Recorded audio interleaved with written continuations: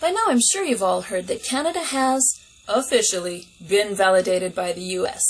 That's right, with an article last month called, "With the Rise of Justin Trudeau, Canada is suddenly hip?"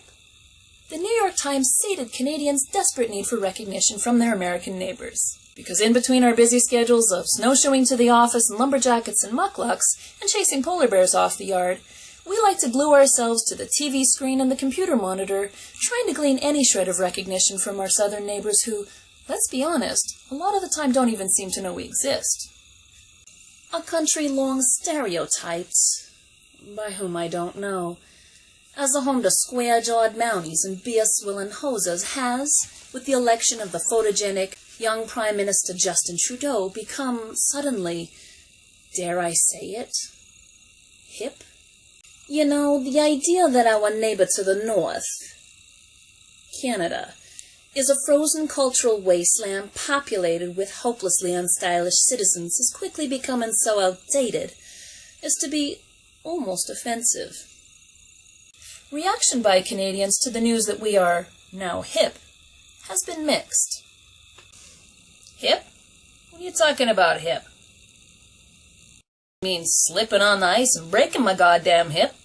Yeah, you know, Prime Minister Selfie, fuck, maybe you could take a minute away from his busy schedule of taking goddamn pictures of celebrities, try governing the country for a change. Fucking. Oh my god, Senpai noticed us! Well, this might not be a popular opinion, but personally I'd much rather have a boring and responsible government than a cool one or a hip one or whatever. Hip. Hip?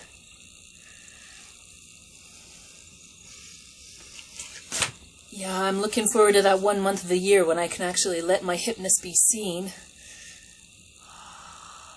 Meanwhile, Canadians from the prairie provinces are taking it in their stride. It's not the first time we've been patronized by arrogant arseholes from the east. You know, to be honest, our correspondent didn't have terribly high expectations, being as it was a performance in Manitoba. But you know, the locals did manage to put on a very impressive performance. In their quaint prairie way. I must say, it was really rather good. She's talking about the Royal Winnipeg Ballet, by the way. So, New York Times, I don't really know what to say. In general, I'm a big fan.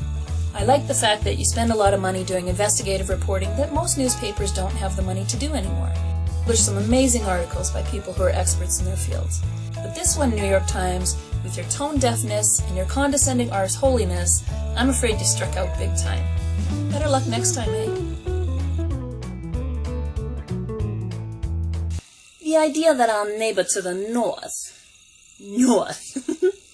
worst fake New York accent in the history of the world.